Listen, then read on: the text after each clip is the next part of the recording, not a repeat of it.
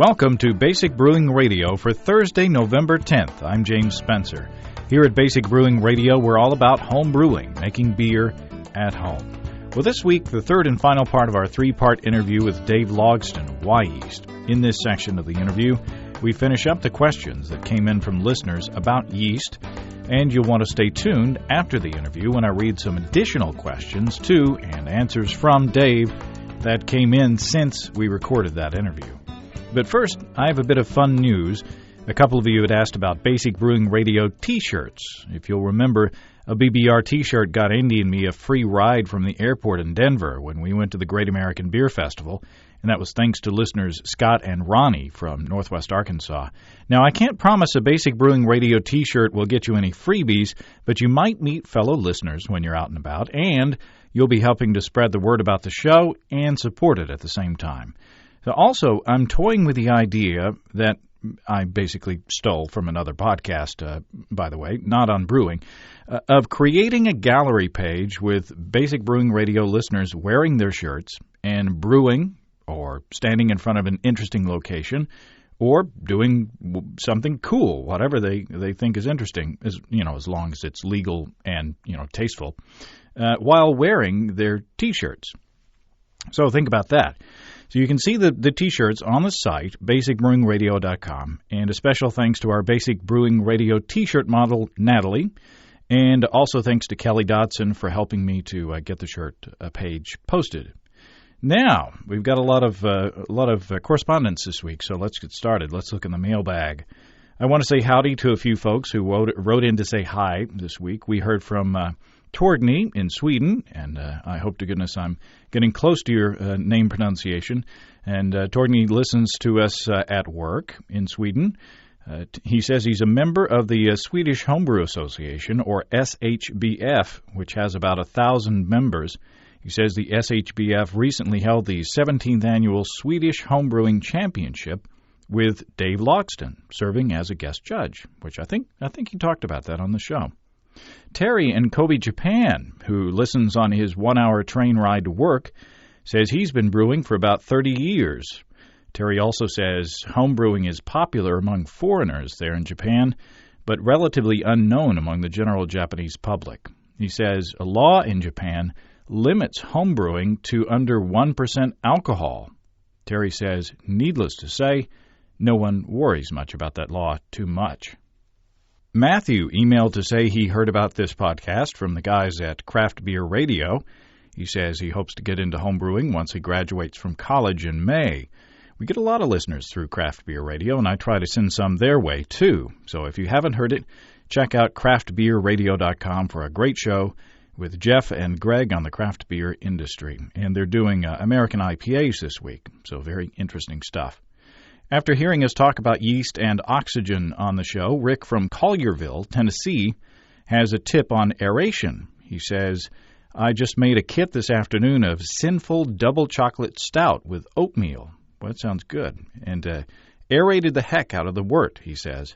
I couldn't find bottled oxygen readily, and I didn't want to buy a fish tank air pump, so I combined power tools with beer making. A 5-gallon paint mixer that attaches to a power drill does an excellent job of making a nice frothy foam on top of your wort, relatively inexpensive also. It never ceases to amaze me how inventive homebrewers are. I just make sure that your paint mixer is sanitized before you try Rick's tip, and it might not hurt to give the fermenter a couple of minutes of shaking as a bonus, just in case. Neil from Belmont, California writes to get some advice. Neil says, I've been brewing for a couple years, basic extract recipes so far. My ales are coming out too bitter. I followed the recipes closely and even used hops with lower alpha acid content than in the recipe. Any suggestions? Will the bitterness fade with time in the bottle? Well, let's talk about hops for a couple of minutes. There are a few factors that go together to determine hop bitterness in beer. The amount of hops used, alpha acid percent, which Neil mentioned, the length of time in the boil, and the ratio of bitterness units per gravity units in the beer. There are also other factors like pH, but let's just address these four for now. The first is pretty basic. The more hops you use, the more bitterness you're likely to have. So the solution may be as simple as just cutting back on the hops that the recipe calls for. Alpha acid percent tells you the amount of bitterness the hop could potentially add to your beer, and the longer you boil the hops, the more of the potential bitterness you're going to pull out of the hops. When you read or hear about hops, you often hear terms like utilization and isomerization. You boil the hops to isomerize the alpha acids and extract their bitterness. The longer you boil, the more utilization you achieve, although the utilization curve starts to flatten out at about 60 minutes. That's why we generally boil bittering hops for an hour. But even hops that we add closer to the end of the boil for flavor and aroma still add bitterness. It's just that the amount of bitterness they add is less than if they were boiled for a full hour. Ray Daniels does a great job of explaining this, including giving you formulas for figuring out IBUs in your beer in his book, Designing Great Beers. Finally, IBUs, or International Bitterness Units, alone will not tell you how bitter your beer will taste. You also have to figure in the gravity of the beer. For example, a beer with a starting gravity of 1.050, or 1050, with 30 IBUs will not taste nearly as bitter as a beer with a starting gravity of 1030 with the same IBUs. It's all about balance. That's why today's IPAs, or India Pale Ales with IBUs close to or above the triple digits, have to be really big beers with a lot of maltiness to counter all that bitterness. Unfortunately, I don't think the bitterness will fade in the bottle. In fact, as the yeast work, they may make the beer more dry over time and may wind up accentuating the bitterness a little more. The increased carbonation levels may also have an impact. If the beer is just too bitter to drink for your taste, what you may want to do is blend your bitter beers with other less hoppy beers like wheats or porters to see if you can find a beer cocktail that you like. Or maybe you could trade your hoppy beers to another home brewer who likes bitter beers and has some less hoppy styles to share with you. So good luck, Neil. I hope you find some useful information in all that hoppy rambling there. Eric from Greenville, South Carolina writes and says, I recently made a gruit, which is a medieval-style beer which contains no hops. I used ground ginger and cinnamon sticks in it, and it came out very sour, almost like a lambic, although more sour than that. I'm thinking about boiling a half a gallon of water, throwing in some pumpkin pie filling, and some bittering hops, then adding it to the gruit to see if it will balance out the taste. Do you think that will work, or do the hops have to boil with the malt to balance the sweetness? The yeast I used was White Lab's Burton Ale yeast. Well, here's what White Lab says on their site about their Burton Ale yeast. It says, from the famous brewing town of Burton-upon-Trent, England, this yeast is packed with character. It provides delicious, subtle, fruity flavors like apple, clover, honey, and pear. Now, Eric says the beer does have an apple flavor, but it's a sour apple flavor. So I don't know about this one. Eric could boil some hops in water for an hour and mix that into the beer after cooling it to get some bitterness in there, but I don't know about the pumpkin. Any ideas out there? If you have a suggestion for Eric, send it to james@basicbrewing.com or use the contact form on basicbrewing.com, and we'll see if we can steer Eric and his gruit down the right path. Wayne from Lansdale, Pennsylvania wrote to say the porter we talked about on the show with the lazy yeast is done and in the bottle. Wayne wound up repitching and got a full fermentation after that. Well, that's good news. Alex from Ottawa, Ontario writes about yeast that's anything but lazy. Alex has been brewing for about a month and says this about his second batch. He says, I simply rehydrated from a pack of Munton's brewing yeast. I followed the guidelines for this technique as described in John Palmer's How to Brew for proofing and then pitching the yeast. I observed almost immediate activity in the airlock yesterday, but when I awoke today, it had ceased. I know to expect a lag time, but since it was already quite active yesterday, I fear the fermentation has stalled or stopped. Well, I advised Alex to take a hydrometer reading to find the specific gravity of the beer and compare that to the original gravity he measured before pitching. That way he could find the apparent attenuation and see if the fermentation was complete. You figure the apparent attenuation by taking the difference between your original gravity and your terminal gravity and dividing that by the original gravity. For instance, If you have a beer with a starting gravity of 1.050 or 50 gravity units, and it stops fermenting at 15 gravity units, then that's a difference of 35. 35 divided by 50, the original gravity, is 0.7, or 70% apparent attenuation.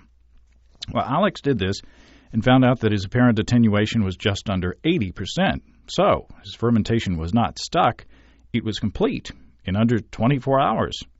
So after the interview with Dave, we'll have a question where Dave addresses short fermentation times, so stay tuned for that.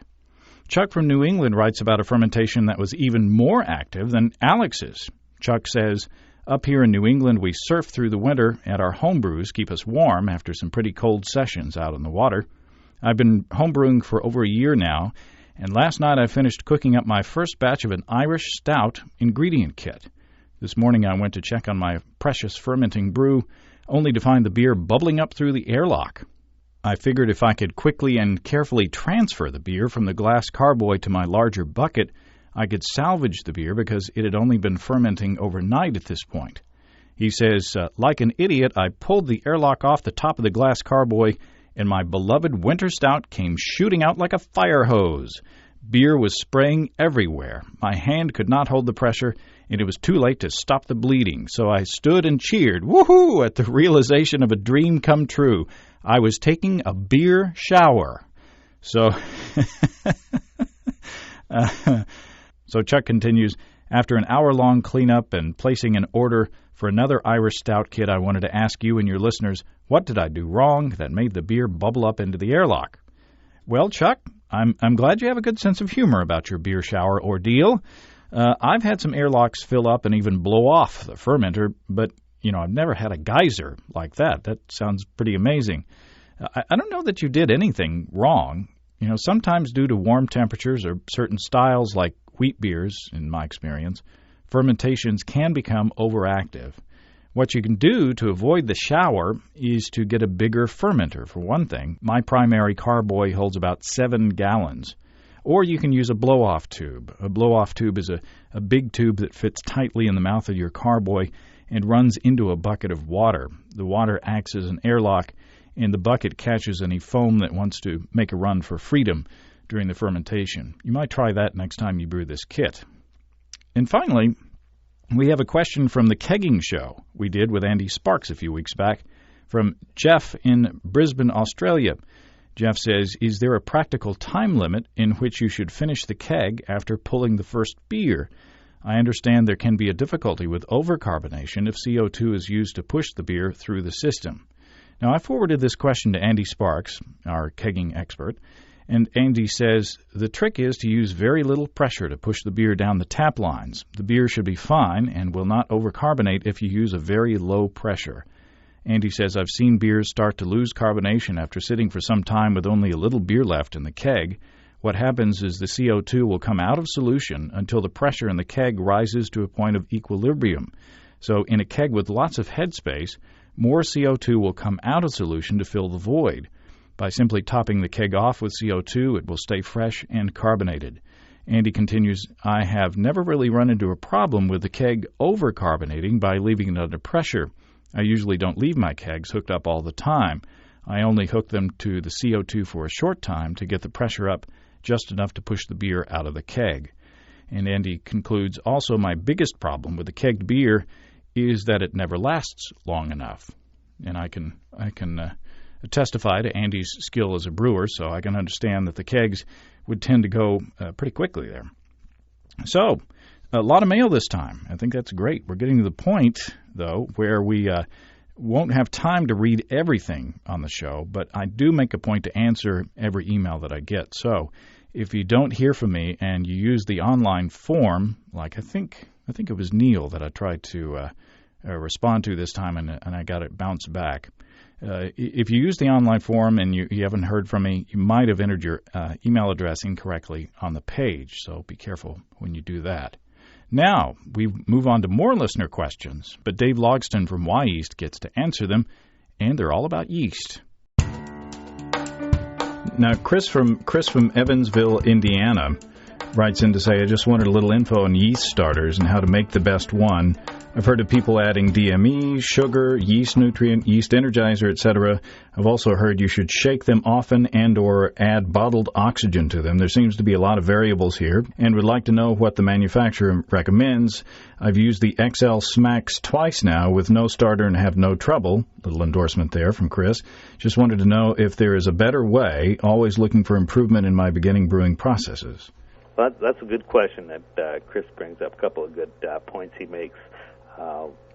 One of the things that we find, I'll start on the negative first, is that you can actually make starters that are nutrient depleting to the yeast, so that the yeast are actually in less healthy condition after they've gone through a starter, even though you may produce some more cells there in a less suitable condition for a good healthy fermentation because of the starter that was used or how it was done. A number of variables there, so be aware of that. He mentions that I've used the packages and I've had no problems, and yet he still wants to pursue. I want to make a starter anyway. For whatever reason, good malt extract is far better than sugar. Sugar is not very nutrient rich other than carbon, and so it will ferment it, but it's going to deplete its nutrients within the yeast significantly and probably be in worse condition than better condition. Yeast nutrient definitely helps. I mentioned malt or wort pretty much has a complete nutrient profile for yeast with the exception of oxygen, which isn't there. And the other trace element that yeast really need that isn't usually available from wort adequately is zinc.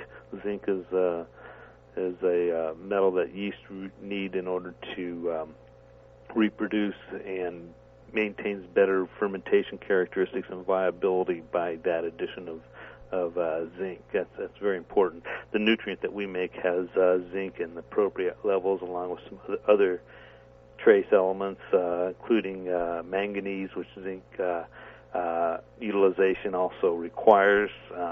Then there's some amino acids and nitrogen compounds that are all beneficial for good, healthy yeast growth. So I would answer the question best possible. A good malt extract that's fresh, yeast nutrients, and plenty of oxygen are going to make the best starter possible. Now, this leads into another question from Bill of Greenbrier, which I think we can answer pretty quickly. He says, I've read that if a brewer has an adequate starter of healthy yeast, that there really is no reason to aerate the wort prior to pitching. On the other hand, I've also read where it's beneficial to continue aerating the wort even after pitching, but only for the first 8 to 12 hours. What would you recommend? Well, he hit some pretty good points there. That is essentially correct. If you have well-aerated yeast that's coming out of a starter, it may not need aeration in the wort. Okay, as long as it's aerated well in the starter and it's got those sterols produced, and that's a little bit of a almost impossible for a home brewer to measure and know exactly what he's got there. So even getting suitable aeration through a starter is difficult to do. Stirred starters work better, oxygen works better, but it almost has to be continuous to get that yeast in good condition. I would still aerate the wort. You don't do any or much, again, depending on who you ask, harm in wort aeration. You may oxidize some compounds in the wort, but brewers are still doing it. Even the big ones, most of them still aerate their wort, and that oxygen that you do add to the wort gets pushed out extremely quickly. What doesn't get utilized by the yeast is pushed out by CO2 within a matter of hours, so it doesn't stick around very long. And that additional aeration that he's talking about, that might be a good thing on especially high gravity beers to aerate additionally. I haven't seen, as long as you've got good pitch rates, that you should have to aerate more than just the initial dissolved oxygen you get in the wort when you pitch the yeast. So I think that anything excess of that, essentially, if you're keeping an aerobic environment going and oxygenating continuously, you're producing yeast cells and not alcohol. So you're going to produce one or the other depending on the fermentation process. If we oxygenated the yeast entirely through the propagation or through the fermentation, you wouldn't maybe have 0.5% alcohol or something like that. And that's not what you'd want either. So too much can be negative on the flavor profile of the beer as well. So just following the basic guidelines, getting it in there initially and well enough, and especially on high-gravity beers, you really need some oxygen in there, and possibly up to even aerating a second time after up to 12 hours in the fermentation. Wouldn't be a bad thing, but to do it continuously, I don't think is something that's worth the effort or the oxygen that you're going to be blowing off back into the atmosphere. And he continues by saying that he's read that yeast reproduces the fastest when fermentables are gradually fed into the starter, sufficient to keep the gravity at about 1.010. On the other hand, he's also read that it's better for starters to be prepared in a wort with an original gravity of something like 1.040, which is what I do, essentially, in order that they will not suffer osmotic shock when they are pitched. This latter comment doesn't make much sense to me because when they are pitched, the final gravity of the starter has probably dropped down to 1.010 anyway, which is correct, and if the former is their recommended regimen, that can be followed by a home brewer to accomplish that. So I guess the question is whether to step up your starter if you want a big one, or how do you interpret that? Well, it's a little bit difficult to try gather what he was looking for, but if you incrementally feed your yeast wort and maintain a low gravity, you're going to produce a lot of yeast cells if you have adequate aeration and the nutrients that you're providing are good. Nearly impossible or impractical for a home brewer to do into that incremental feeding, unless you were stepping up like you were talking about. And yes, 1040 original gravity is a very good starter gravity. 1040 to 1048, that range is what is pretty easy on the yeast, and that's what you want to do, is make a nice environment. Lower, 1020 is even better, but you don't get that much growth.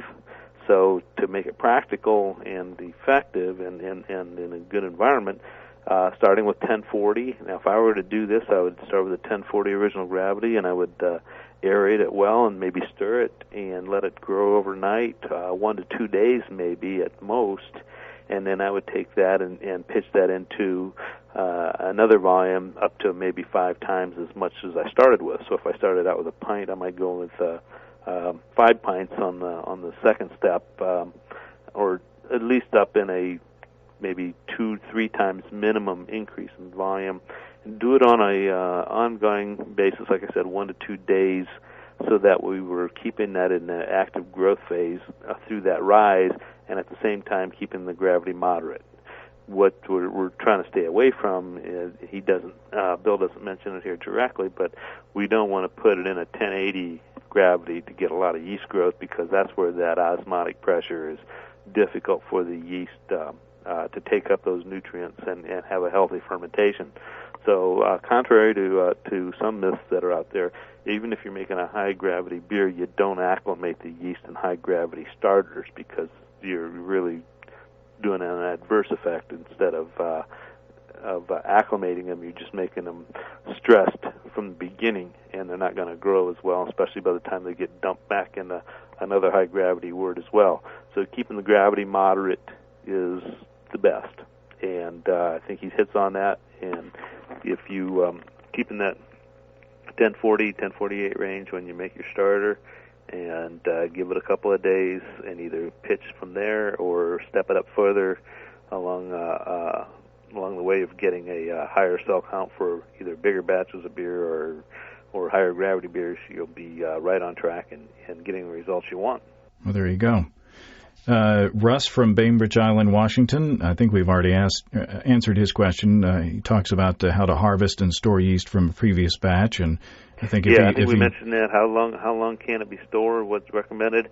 Up to a month is probably as long as I would want to keep any yeast without getting it back into some fresh wort and aeration to keep the percentage of viable yeast high enough for good fermentation. And then we're getting near the end, Dave. This is like, and what did you say the Australian broadcaster said about you talking about yeast? We talked so long. He said I could probably talk underwater with a mouthful of marbles, which I guess is a compliment. I don't know for sure, but we had some fun, and this has been a great little bit of time we spent together, and you're right, it is almost Beer 30. Well, we've got listeners in down under in Australia and New Zealand, so they may have heard you down there. I don't know. Christopher from, and I hope I'm pronouncing this right. Maybe you can help me, from Machias, Washington. He says he's been brewing for about 6 years, always extract. While his beers have been generally improved and become more interesting with experience, he's been battling low attenuation. He's tried splash, rocking, and pouring from a great height, aeration, starters, dry extract versus syrup, and a few other tidbits from brewing message boards. On my last brew, I broke down and got an O2 system. It was a big stout using 8 pounds of amber extract syrup and Wyeast's 1084 from the new Activator XL Smack Pack, which was quite swollen at pitching. He pitched at about 77 degrees and did a couple of squirts of O2 in the wort. While the beer will speak for itself in a few weeks regarding attenuation, might your guest comment any about yeast promotion measures? Well, I think we've done that. Also, what is Wyeast's stance on starters, giving this new larger yeast smackback product? Well, I think we can maybe predict what you'll say, but take it, Dave. Yeah, well, I guess he's kind of in the middle of things and hoping for good results, and it looks like he's finally gotten to realize he needed an O2 system, especially for high-gravity beers like we talked about.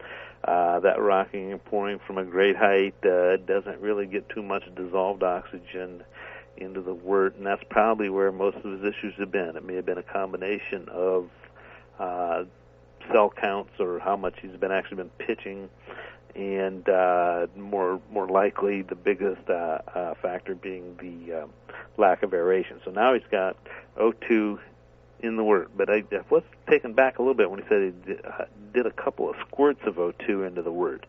It doesn't take too much dissolved oxygen time-wise through a stone, aeration stone, to get suitable aeration for the yeast, but I think we figured it takes about close to a minute of flow, and again, there's so many variables: the size of the stone, its porosity, the flow rate of the bottle, and those variables. But once you have, if you do it slowly, so it trickles in at as slow as possible, you get better solubility.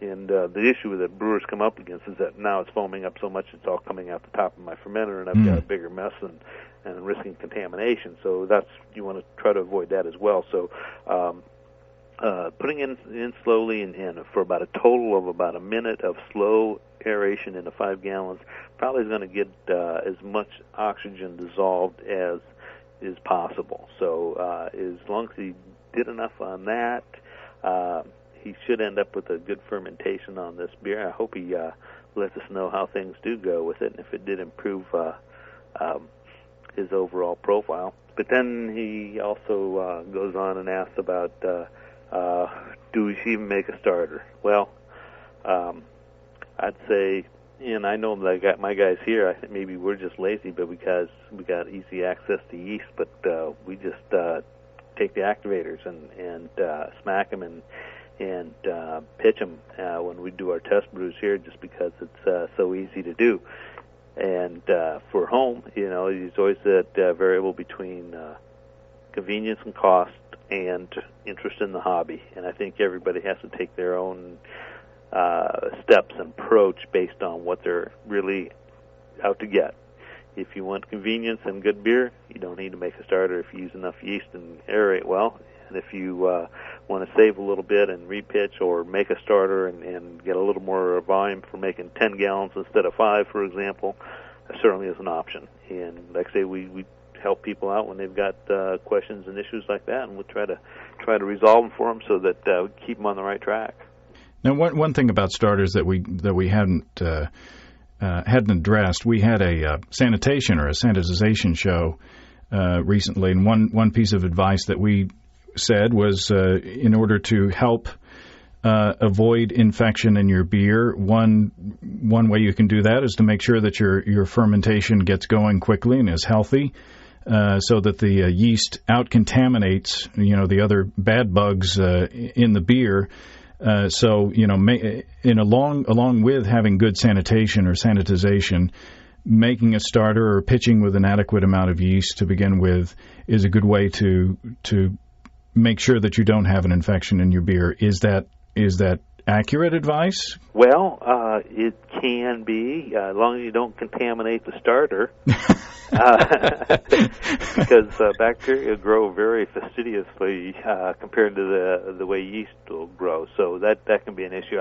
I know that's where people have had problems with taking dry yeast and trying to make a starter. Like I mentioned earlier, dried yeast typically has lots of other bugs in it along with the yeast, whereas our pure liquid cultures shouldn't have that variable. Most of the time, contamination issues come from the wort and not so much the air, and that's a misnomer that some people have.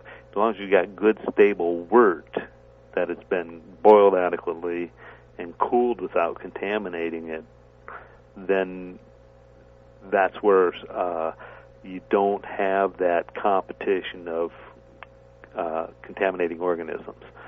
If you do your good cleaning, good sanitation, that should not be an issue. However, it is true, yeast fermentations will help if there is contaminants present. Yeast will drop that pH of the wort very quickly as fermentation starts, and that inhibits some bacteria from growing that lower pH. So yes, it can have an impact. It's not the whole story, but it's a part of it that is a big factor. And so the main thing is do it right and make good stable wort. And when we say stable wort, there's a test that a lot of commercial brewers use, and home brewers could do this as well. It's quite easy to do without a laboratory, and that's to take a sample of their wort as it comes out of their heat exchanger, as it's cooling when they're filling their fermenter up, before they've added yeast to it, and put that in a sterile flask or a sanitized little jar. It doesn't take but a few ounces, and cover that up loosely with foil or something, and just let it incubate by itself. Now, if you did a good job with your cleaning and sanitizing and everything was done the way it should be, that wort will be stable for 3 days or more. It'll just the trub will settle out just like it does in your fermenter, and it'll remain sweet and smell good. And you'll know that, hey, I've done my job cleaning wise, and I pitched my yeast. Everything should be fine. I should not have contamination issues with this beer because, like I say, most of it comes from ill-prepared wort, and you'll know if you have a dirty hose or a heat exchanger that's not being cleaned and sanitized properly, and that wort sample that you took, within 3 days it'll start fermenting on its own. It'll start producing those nice phenolic characteristics and clouding up and give you that off odor that's typical of bad beer. And that's, if it's in there by itself, it's also in there in your fermenter competing with the yeast. And even though the yeast in higher populations can suppress a lot of that growth or minimize some of that growth, those off flavors are still in there, and they're affecting the flavor profile of the beer. So, little wort stability test, simple thing, easy to do. Doesn't require much more than, like I say, a sterile flask or a sanitized jar and just a couple ounces of sample to see what kind of job you're doing with your sanitation. Of course, if your fermenter is nasty, if you haven't done a good job of sanitizing your fermenter, that won't show up in the flask test. No, well, you'd have to pull a sample back out before you added your yeast, which would make it another step and a little more difficult. But most fermenters are pretty easy to see. You can inspect them well. A little easier to clean than hoses and especially heat exchangers, depending on the design. And when we see commercial breweries have contamination problems, more than 95% of it is in the heat exchanger. It's when after the wort's been boiled before it gets into the fermenter, it's getting contaminated in that handling point along the way. And that's where, even though you can clean your hoses for a good long time, anything that you're working with plastic is porous, and especially over time they tend to crack and open up and harbor things that makes it much more difficult to clean and impossible to sanitize at that point. So those are things that, little things that, people say, I made 10 batches of beer, everything is good, now everything I make is bad. Start looking at those that critical point right there, and do a little testing along the way, and you should be able to answer some of your own questions by just taking a good close look. And hoses are cheap to replace. Plastic hoses. Much cheaper than a batch of beer. That's for a fact. If it's clouding and it's got any age on it, and that's where that susceptibility starts to increase. And finally, the final question, Dave. Warren from Beer Country, Davis, California. Is UC Davis not one of the better schools in the country for beer? UC Davis is a very good school. You're right. That's a good program there that's been around for a long time. Warren says or asks, I wanted to know if Dave has any experience using non-brewing strains of yeast in brewing. I'm particularly curious about the use of the 3347 Eau-de-Vie strain for high-gravity brewing. Did I pronounce that right? My language was Spanish in college. Yeah, that's pretty good French there. I think it's French.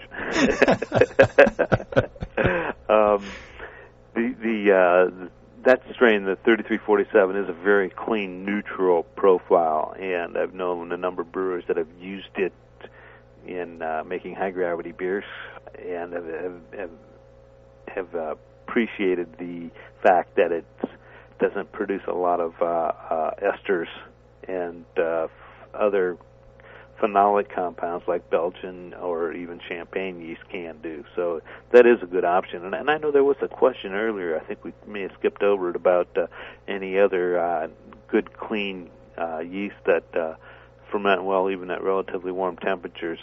And one of those ought also be like an alt yeast, like our 1007 German ale yeast. Very clean, very neutral.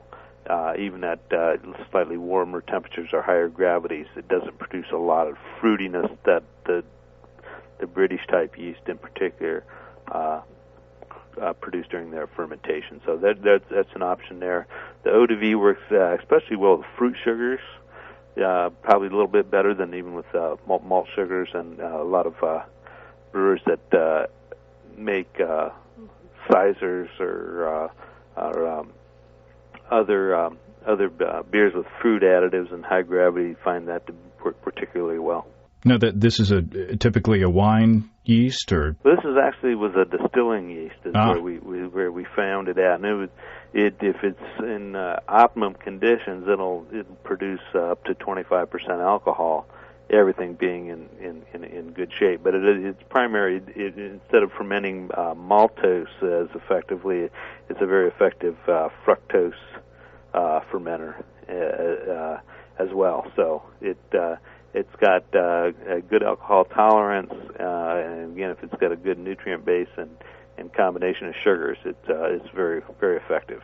Well, gosh, Dave Logsdon, I can't tell you how much I appreciate you're spending so much time with us. I hope we haven't overstayed our welcome. Well, hey, talking beer and talking yeast, that's my life. I've been doing it for an awful long time and enjoy it, and I just love to have the opportunity to see some of these questions that people have and be able to talk a little beer. I want to thank Dave Logsdon of Wyeast for all the time and great advice he gave us in that interview. And he just keeps on giving. A few of you emailed questions for Dave after the interview was recorded a few weeks ago, and he was kind enough to reply with answers. Well, first we go from Alex from Brockton, Massachusetts. He had a few questions for Dave, and Dave answered all of them. First, Alex says, are there legal issues involved with culturing yeast strains that came from Wyeast or other companies? Is there a patent-like model for yeast? Dave answers, yeast and other organisms can be patented in certain situations. The patents require unique characteristics to be identified and documented. The patent typically restricts use of that strain for the same application that the patent describes. The difficulty is to identify a given strain as infringing on a patent, usually done by the patenting party to defend their patent. Probably more typical is a strain identification or name patent. For example, Wyeast number 1056 American Ale Yeast is patented. Others cannot legally claim to market number 1056 American Ale Yeast or a confusingly similarly named yeast. The second question, apart from dumping, what are the best ways to increase diacetyl production? Dave says, I don't know what dumping refers to, but to get more diacetyl in a beer, use high levels of crystal-type malts, use a highly flocculent yeast, and remove the yeast quickly after the beer attenuates before the diacetyl has a chance to be reduced by the yeast. The third question, apart from warm fermentation temperatures, what are the best ways to increase ester production? Dave says, strain selection. Some strains produce more esters. Also start fermentation cold and slow, then allow a temperature rise to the warm end of the fermentation range. And the final question from Alex, with yeast blends like Roeselare, how do the different strains interact to produce the final profile? Isn't there a risk for some strains to dominate? And Dave says, some strains work symbiotically and maintain a relatively good balance over time. Some do not. Even with a Roeselare blend, lactic acid bacteria will increase over time and cause imbalance. These changes have to be kept in check. Jean-Luc from Long Island writes, if the apparent attenuation is 75%, what does that mean? I can't believe that fermenting a wort made from a very fermentable sugar, mashed at, say, 147 degrees Fahrenheit, will ferment to the same final gravity as one mashed at a higher temperature, say 156 degrees Fahrenheit. What about adjuncts, sugar, etc.? Corn or cane sugar will lower the final gravity compared to an all malt. If both would start at 1056, where does the 75% fit into the equation? Dave says apparent attenuation is calculated as a standard method to measure the fermentability of the wort. Our laboratory takes an additional step of using a standardized wort to compare the fermentability of different yeast strains. You are correct, the wort makeup does have an impact on the apparent attenuation. For purposes of evaluating beer and wine yeast, we use a standardized profile that is typical of average beers. It is our intention to give relative values that one can use to compare the effects of using different yeasts. Ryan from Milwaukee writes, I was listening to your last podcast, and the comment about watching the weight of a flask drop as the beer ferments gave me an idea. And what Dave said was as the sugar is turned into alcohol and carbon dioxide. As the carbon dioxide leaves, the weight of the flask decreases. Ryan says, would it be possible to take the weight of my carboy and wort and then weigh it before bottling to calculate alcohol percentage? It would have to be a single-stage fermentation, of course. Anything to get rid of the hydrometer and wine thief would be great. Dave says, you could measure the approximate alcohol content by weight analysis. This would be a rough estimate requiring some precision of measurement. By weighing the initial wort to the nearest gram, for example, 19 liters, or approximately 5 gallons, of 1048 original gravity wort, the carboy weight might weigh approximately 21.28 kilos. Fermentation to a terminal gravity of 1012 should yield approximately 3.75% alcohol by weight. He says the carbon dioxide produced should yield a similar amount and volatilize. So, 3.75% of 21.28 kilograms equals 0.8 kilograms. 21.280 minus 0.8 equals 20.48 of net kilograms of beer. So, 0.8 kilograms equals 1.76 pounds in reduction in weight.